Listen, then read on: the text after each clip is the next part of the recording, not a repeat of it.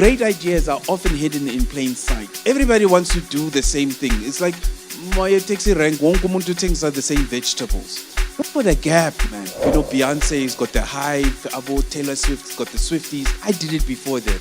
I got them bright red t-shirts, polo shirts, and I called them Vuyos. That was a stroke of genius. If I ever hear someone says, "Ooh, you need capital to start a business," that's how I know you're a wannabe-preneur as opposed to a real entrepreneur. Because real entrepreneurs make a plan.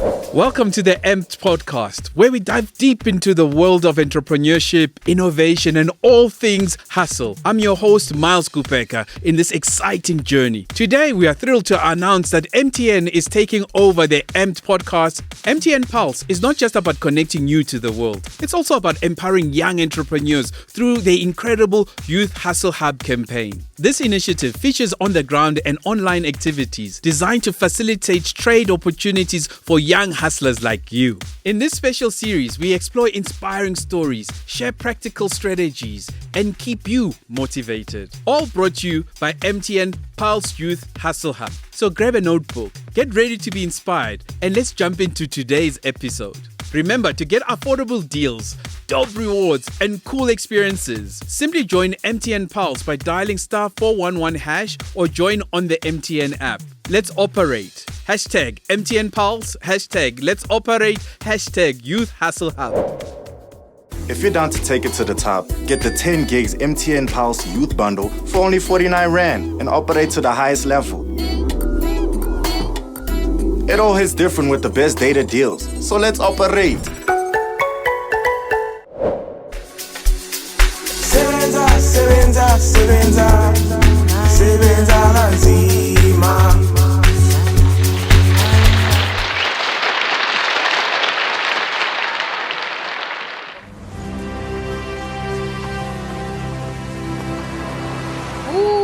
Vuyo is such a big dreamer. He started off with one brewer and now he's flourished. Южноафриканский businessman. I saw the advert and I wondered if it was based on a true story. I'm a systems engineer by training. I was working at Microsoft for some time, traveling the world, getting paid well. But every time I came back from wherever in the world, I'd hear all the kids going, "Oh, Vuyo is such a big dreamer." I was like, who's this Vuyo guy? Does he actually exist? Is it based on a true story? Is it real? So I Googled. There was no Vuyo. Totally a fictitious character dreamt up by an advertising agency. There was no Vuyo. So I promptly trademarked it and I became Vuyo from that day. I left my high-paying job to go sell Boerewors rolls at the local Vuyos farmers market. Obviously, it was scary. I remember telling my mother that I'm leaving my job to go sell Boerewors rolls. She was like, "Oh, Mtanami, what about your medical aid and pension?" She really doesn't sound like that. But the point is, I learned an important lesson early on that people don't do important things or epic because of fear. And often it's fear that is not even their own. It's their parents or loved ones' fear, right? And it makes sense, right? If someone who loves you tells you or looks at you like you are crazy because you want to start something, obviously it's going to have more weighting on you than anybody else. Does that make sense, right? So I was like, I'll take care of medical aid and pension when I get there, you're right? I didn't think it through. Because a lot of people don't start anything because they paralyze themselves in the decision-making process. Like, you'll always have 15 reasons as to why you won't do something, right? So I was like, I'm going to figure it out when I figure it out. So the other interesting thing is no one gets taught how to start anything. I studied to master's level. I don't remember attending a class on Start 101 on how you get taught how to start anything.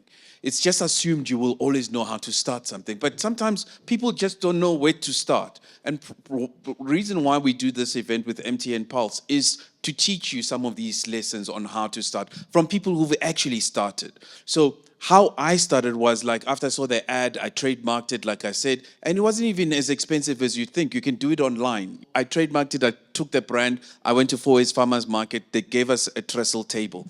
So this was literally how I started. They gave me a table and it cost us $600 a weekend. So if I ever hear someone says, "Ooh, you need capital to start a business," that's how I know you're a wannabe-preneur as opposed to a real entrepreneur. Because real entrepreneurs make a plan. It's that simple. You can find money, and it's often not as much money as you need. It costs us $600 for an entire weekend. So when I rocked up there, I put this trestle table. Well, they gave us a trestle table, a wooden trestle table, and I bought that grill that you see on the picture on that day. I knew one thing that was important for me, and this is something I'd learned at Microsoft. Always have your customer front and center. Always be looking at your customer. People forget that the customer is your first investor. It's the most important part of your business, right? And it's always like it's an afterthought.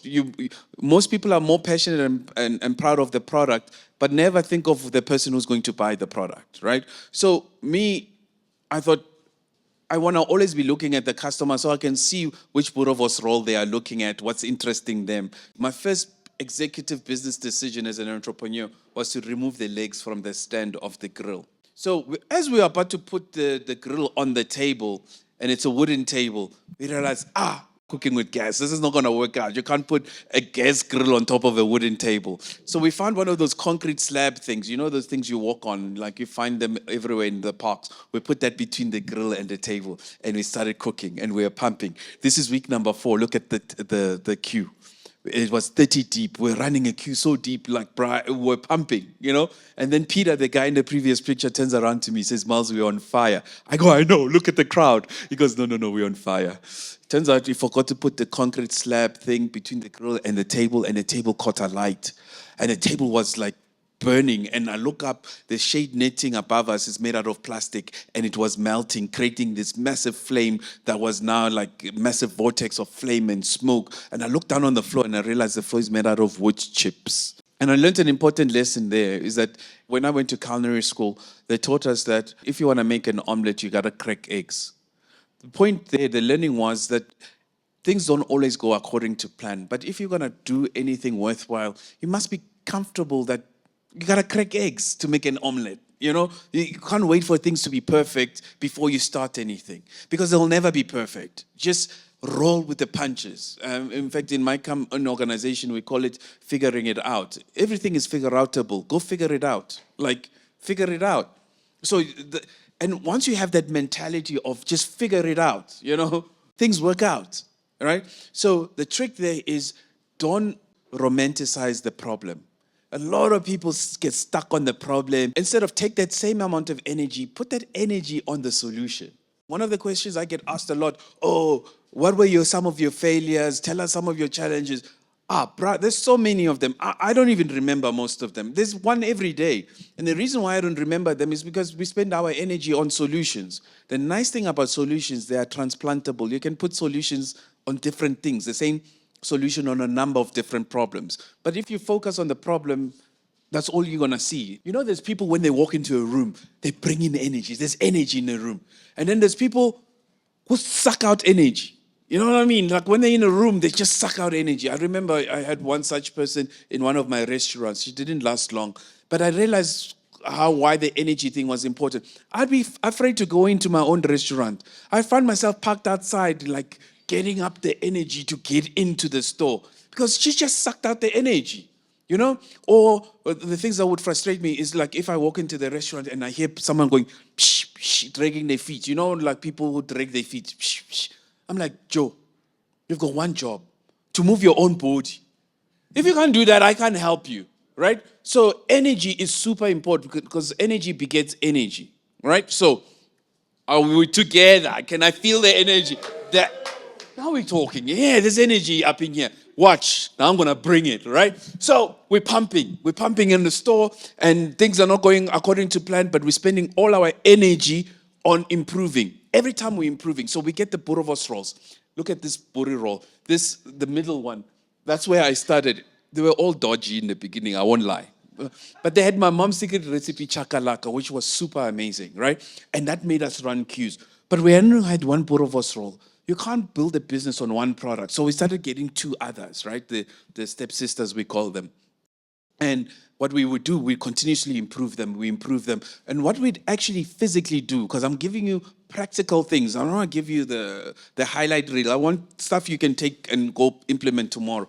So what we would do is we would take the money from the top 2 selling Boerewors rolls to improve the one that didn't sell the most on that weekend. But what it was doing was that every 3rd or 4th month, they were improving. We didn't know because we were doing small little steps. You know, innovation is not something you get to and say, I say innovate and I'm trying to sense something better. You do it daily. So it was consistently, but over time, look at from where we started to where they got to. And like some small things, like we worked out that if you cut the roll on top instead of sideways, the base is stronger, it can hold more stuff than if you cut it sideways because then it will flip open. But that was just testing, playing. By the time we got to this one, when we got to this one, we were winning awards. This Boerewors roll was 115 rands with fries, bruh. I'm a black guy selling 115 rand Boerewors rolls. Boerewors roll is like the ugly stepsister to a burger. No matter what you did to it, it was always a 23 rand product. I'm selling it at 115 bucks. The lesson I learned there, and I'm sharing the nuggets here now, is that most people price their products based on what we all know. You go to ChatGPT to tell you how to mark up something. So basically the principle is, if it costs you 1, you times it by 3. That's your selling price. That typically will give you enough money to pay for your staff and salaries. You know, that's how typically in food it works, right? So that means often everybody's product is going to be around the same price. Because if we were all selling Boerewors rolls and we're using the same formula, chances are we are all selling it for the same price. So the other thing people do might increase their markup a little bit more because maybe their product is premium. So you sell it for a little bit more because it's premium, or you sell it for a little bit less because you are doing mass. You're selling a lot of it, right? So that's typically what people do. But me, I woke up one day and I said, no, it's 115 bucks. There's no science, there's no logic. Why we charge 115 bucks was that because we knew we had a good product. We've been doing it for a year and people are buying it, right? The trick though about when you're gonna mark up something that high, right? You need to have the confidence to look at the customer in their eye. When they're giving you that 115 bucks, you must just take it like 25 rands. Like, oh yeah, because you know it's good. You need to be consistent all the time. Because somebody who's paying 115 rand for a Boerewors roll means they left all the other vendors, they came to you. And they're not going to buy a 115 rand Boerewors roll all the time. They're going to buy it because they're spoiling themselves. You know what I mean? It's not something you buy daily because it's too expensive, right? So that means they're going to remember what it tasted like last time. So consistency is massively important if you're going to charge your product at a premium. But I hope you take away one lesson. Don't undersell or undercharge yourself because you want to be liked. And it's a natural inclination. We all want to be liked. We want people to buy your stuff. So you're almost giving it away. But guess what happens? You broke.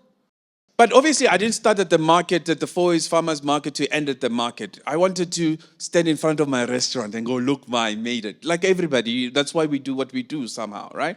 And the interesting thing is, what I've discovered as a black entrepreneur, I think it's additionally hard because you're always sensing like people are just watching you, hoping you fail. I used to think it's just maybe a chip, but I really think it's real. I think people are like, yeah, because Bona, they are not doing. They're watching. Word on the street is just that. Words. No one's really walking the talk. It's promises, future plans, possibilities. So much to and for what exactly? Safa. In fact, we've heard it all before. It's like a song on repeat. Let's someone get to it already. Let's drop the mic, roll up our sleeves, and get it. So if you're down for less what ifs, maybes, more action, and if you understand the assignments, join MTN Pulse, a platform that empowers the youth with exclusive, affordable data offers. That gives us access to educational platforms, career and lifestyle rewards, and so many more. We've got the receipts. MTN Pulse is giving bless us. Giving, don't worry about it. There are perks for days, rewards always, monthly and yearly. Just because you're part of the fam. I mean, if you got someone who backs you like that, I mean, come on, let's operate. Dial *411# to join MTN Pulse. For teens and under 25s, T's and C's apply. I found this site up the road. When I found that shop, I literally heard the angels. I heard them. They went, oh, with the harps. It was like, And I couldn't believe that shop was open. I was like, we're going to print money here, for sure. I did 2 mistakes, which you will do too. One, I saw that shop and I signed a lease, but I never went to that shop at night.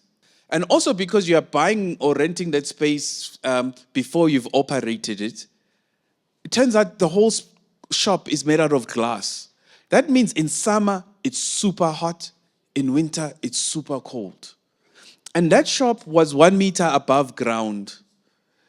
So all the students were walking past it from like this level.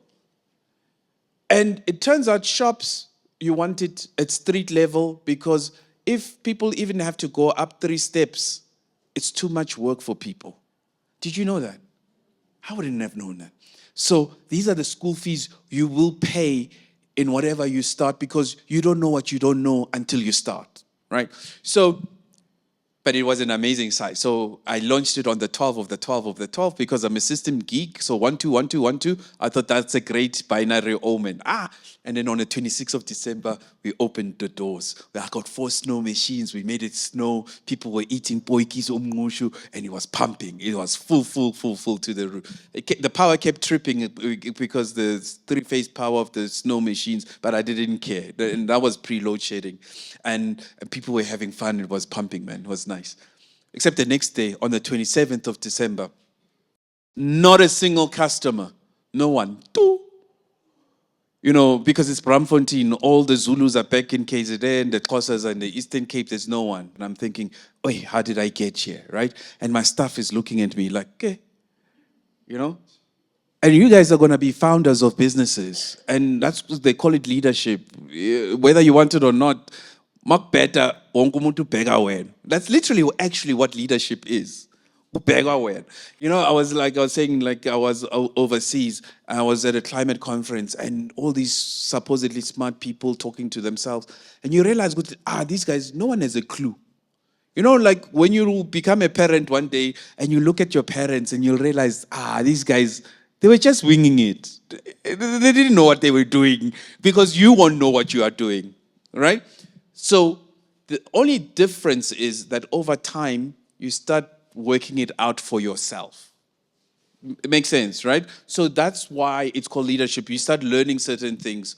So next thing I know, our store is on the newspapers, is on radio, it's everywhere because people found out that this Vuyo guy now exists.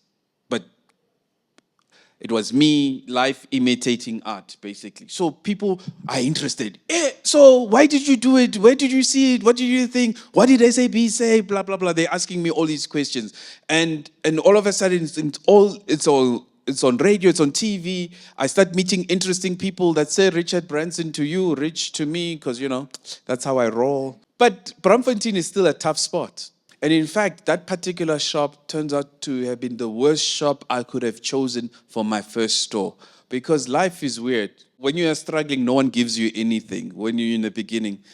But once you get successful, people give you things for free. You get swag bags. Like, where were these things when I wanted? And then you start meeting the people you wish you had met when you were starting. Now they are like, hey, bro, show me. I meet people who own buildings. Like, I would have paid to have met this guy when I was starting. So I meet the founder of Redefined Properties, Mark Napier. Says, hey, Miles, didn't you have a shop in one of my buildings? I go, yeah, there in Braamfontein. He says, man, you should have told me, man. I'm like, what? He says, you should have told me when you wanted that shop because nothing has ever worked in that store. I'm like, this guy. You know, I closed that shop. I thought I was a failure. We closed it after 3 years of lease because it was a bad site, right? And I thought I failed. Meanwhile, that shop has just got bad juju. It's got nothing to do with me. It's just a bad location for the 3 reasons I mentioned. Guess what? Even today, as I'm driving in, that shop is still closed. But can you imagine how I was feeling for that day when I locked up with the padlock? I thought I had failed. Yeah, technically I did fail. But the point is, it didn't really have that much to do with me because everything since and before me had failed. Hence why it was available when I found it, right? The point is, sometimes things are not to do with you. It's just timing or whatever it is. but it doesn't really have to do with you. And a lot of people quit and don't come back because they're blaming themselves. So sometimes things don't work out. Dust yourself up. Redo. Cool. So what we did was we found young unemployed youths. I mean, we still had the shop at the time. And I thought, well, if people are not going to come to us, we'll go to them. So we built these carts, like these hot dog carts, and we found young unemployed youths. Turns out in South Africa, unemployed youths are like a natural resource. So there's plenty. Again, it's a mindset, right? Look at things as opportunities as opposed to problem statements. It's like, if it's there, why not use it? I saw an advert, everybody saw it, I did something about it. Great ideas are often hidden in plain sight. Everybody wants to do the same thing. It's like, my taxi rank, won't come to things are the same vegetables. Like, why do we do the same things? Look for the gap, man. Look for the gap. So for me, unemployed youths, natural resource, I got them bright red t-shirts, polo shirts, and I called them Vuyos. That was a stroke of genius, I must be honest with you. Because subsequently I discovered, Beyonce's got the Hive, Taylor Swift's got the Swifties. I did it before them.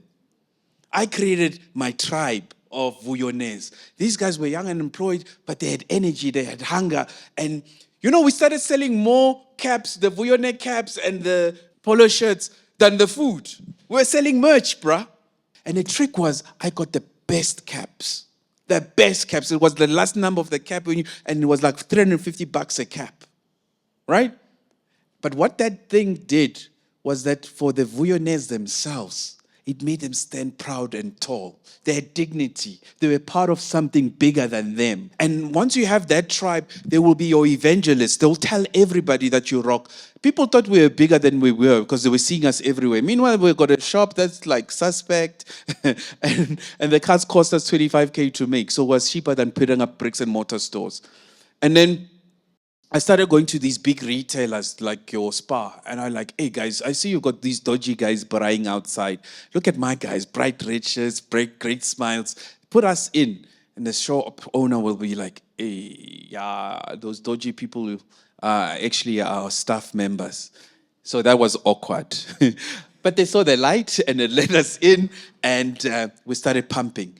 Our guys were doing between 50 and 60,000 rands a month selling Boerewors rolls. The best part is we didn't even keep stock, man. Because these big retailers, they've got a butchery and a bakery. So they would make our rolls and our wors for us based on our recipe. And they would make it only when we needed it, so I didn't keep stock, right? The guys are self-employed, and then we didn't pay rent because the rent belongs to the retailer. This is pre-Uber. I ran a business that was so asset-light, bruh. I could blink and we'd make money. And people thought we were bigger than we were because all they're seeing is Vuyo everywhere. Meanwhile, we got one store and everything else is the evangelists going out there. I'm hoping you're seeing the opportunities that are hidden in plain sight. The trick about opportunities that are hidden in plain sight is not that they're not there, it's that what you do with them. And the best way I can explain it, that's why I call this entrepreneurial mindset, is that once you know how to switch on your entrepreneurial mindset, it works 24/7. You can't shut it off. It's like, when you like a car, all of a sudden you see it everywhere. You know what I mean? It was always there, but now that you've switched on your brain, it sees it everywhere. And that's how entrepreneurial mindset is. It's like once you switch it on, you can't switch it off. You're seeing opportunities everywhere. But I'm going to stress this like an evangelist. All those opportunities you will see are pretty much useless if you don't execute on them. You might as well have it off.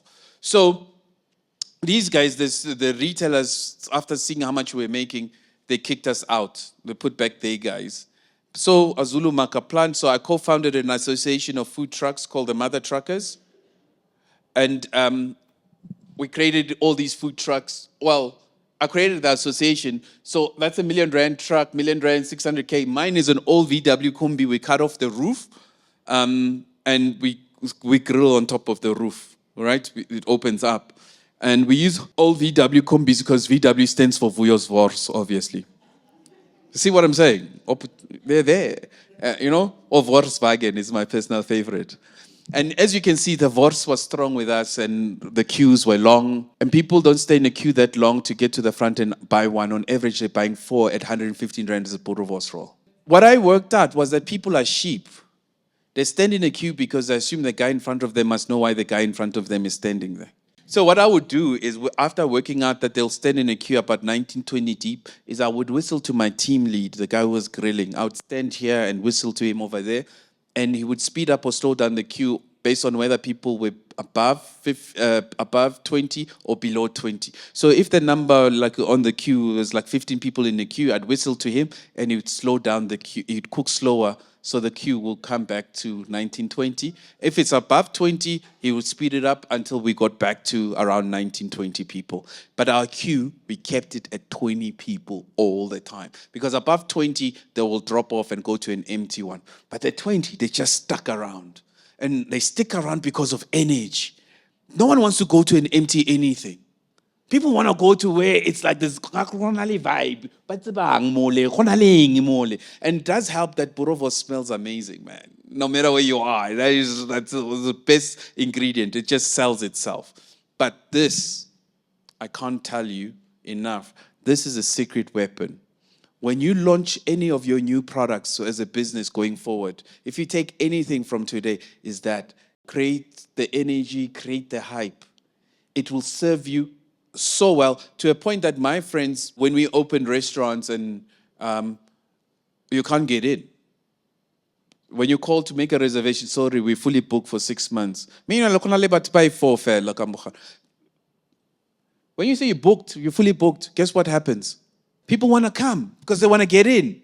Then in 2019, I sold the business. I sold Vuyos. I exited and I semi-retired. And it happened younger than I thought. So what do I do now? I happened then to watch a movie called Black Panther. It was the first time I saw in a movie Africa presented in such a positive light. It was called Wakanda, that city where all the Avengers were coming to learn from us. I was like, yeah, man, that's the Africa I think we can become, or I know that we can be. So I left the movie because it inspired me. I trademarked the word Wakanda. I mean, why not? It worked out well with Vuyos. Why not now do it at a global scale? Rinse, recycle, repeat. And I'm hoping you're seeing a trend here. I haven't invented anything in any part of my career. When I sold the Vuyos brand, when I appropriated it from SAB without compensation, they'd spent 60 million Rand. By the time I'd finished with them, free PR and all of that, I'd increased that brand by 100 million. By 40 million. It was a 100 million Rand brand. I hadn't spent a single cent on advertising. So I figured, why can't I do it with Wakanda? Then a year later, I get a call from Disney, who owns Marvel Studios. And they were working on the sequel of Black Panther. And in it, the sequel was going to be called Wakanda Forever. It was at this point in the post-production that they realized that I owned the word Wakanda. So awkward. Long story long, my lawyers, their lawyers, we went backwards and forth. They paid me to use the word Wakanda. The point here I'm driving home is doing it once is fluke. I've done it twice. Again, same information available to you. Why are you not doing it? So what we do is we find amazing food creatives and we bulletproof them. Basically, we do what I wish I had when I started my food business because I didn't come from food. So the support I wish I had from legal, ops, marketing, whatever just in time you need, that's what we endeavor to help the entrepreneurs with on their journey. For example, this entrepreneur is Dr. Tracy. She's a medical doctor by training. What she does, her gogo in Limpopo told her that if she grounds baobab seeds and amarula seeds, makes this plant-based alternative to dairy. So she uses that to make plant-based ice creams. How is it that we're 30 years into our democracy, but you can't find indigenous products in retail? Makes no sense, right? So this is how you start making an impact and denting and making that change, right? Because once you start influencing what people eat, no different than how you influence how people dress, you start changing and influencing a culture. But the more you do that, that means you guys become the big suppliers that ultimately create jobs, that ultimately create an ecosystem, and it's a self-fulfilling prophecy. This is why it's important that we do what we do collectively.